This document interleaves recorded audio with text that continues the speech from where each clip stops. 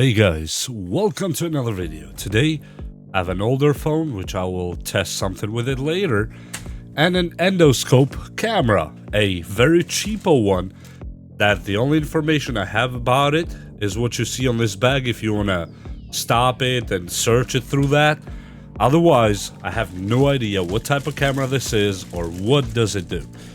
Well, I have a rough idea what it does because I already tested it, but what regarding to the name or the brand or anything, it just came on a Ziploc bag. How perfect is that? If it's not in a Ziploc bag, it's not quality. And here, this camera comes with some kind of guide pins that you might use to put on the end of it, and a side view mirror tip, I would say. I will try it later. And this is the camera itself. I have to say I like how they put in one place all the methods of connecting, as you will see here in a second if I can unwrap it, which is always a problem.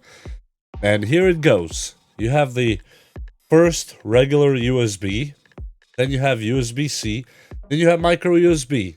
You take the USB plate out, and you have the micro USB alone. And now if you want to convert it to USB-C, all you do is put this sleeve that comes with it, and it becomes USB-C. For the purpose of this demonstration, we're going to use it on just a phone. It has a regular micro USB. So let's unlock this phone. I already downloaded the software that's needed for it, because otherwise this camera would not work. And for some reason, I tried a few apps and they didn't work. I will try to leave a link in the description for this Android app that was the only one that worked with this camera. So let's connect it. And the camera turns on, as you see here, Endoscope camera. We click it. And it's showing that it's started. Well, this moves a little bit, looks like. Right here. And as you see, it's looking at the other stuff here and here, looking at my hand in detail, almost like a microscope, which it could probably be used for that too. And yeah, it could definitely be tried for that. As you see, I have here an older motherboard, and let's see how it looks on the camera on your side. Let's say I want to look under here. Let me see if I can put it straight, because the fins should be on the upper side. And let's say I want to see inside there, and let me record this, so I will share it with you on the main screen. And right now I'm recording it, and let's say if we can see where it joins. And I can decrease the light, I can increase the light, and it's going right in where the pieces are. And here's the board itself. Let's see if we can see over the board, for example, for the miniature stuff. It has a little bit of a problem with focusing that well, if you notice. Let me lower the light. And yeah, if you want to, you can kind of see if the soldering joints and the legs are still soldered well, and you see inside USB ports. Let's see if I can see inside this one. Oh yeah, look at that. So I can inspect the ports without having to butcher it in pieces, and see if the connectors are inside this VGA, and see on the Ethernet port if any of the legs are damaged or corroded. Here's the audio jacks. I'm impressed with this camera. I'm impressed for the 10 bucks that I paid. And here's the rest of the board. And it works really good. I would say this camera is pretty good to work in cars too.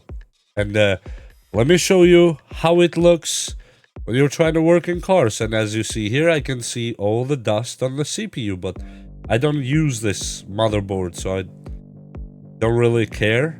And let me take you to the car and see inside the engine, actually, in a second. And here at the engine bay, the camera is on and running.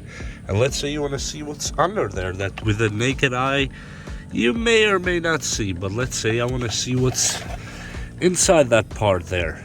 And the camera will see it better than our eye. And here we go. Let's see, you want to see how that bolt, if it's corroded or if it needs changing. And if you're a mechanic, as I said, you might understand these things even better than I do. As you see, you can check if your belt needs replacing, if it's bad or good. And let's say you want to check inside the oil, for example. Let's open the oil cap. And you put the endoscope camera inside and see all the parts. As you see, these are parts that I actually never seen before, because I have no idea what this is.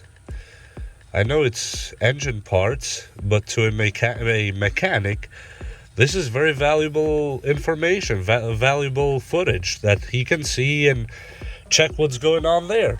Or let's say, for example, parts that are very rough to go to, like behind the engine, or what's so-called the firewall, and you can check there if anything is wrong and whatever you're looking for, like that hose, for example, if it's torn or if it has any problems or whatnot.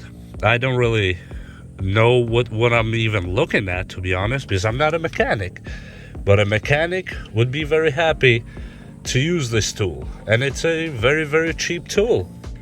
And here we are inside the car. As you see, the camera is running here, and I will start recording it from there. And let's say you want to see how clean is your car inside the AC vents.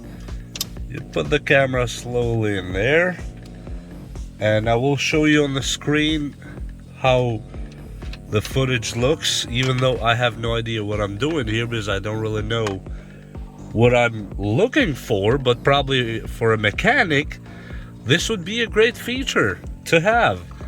So what do I think about this camera? In my opinion, if you're in the field of a workplace that you need an endoscope camera for cheap, because you don't need that much of high-end and high quality, maybe extreme quality, this camera is pretty good. Like if you're a plumber, if you're an HVAC guy, if you're a mechanic, or if you're a tech guy, just like me, tinkering around stuff like you saw with a motherboard, this does a pretty good job to see details as much as you need.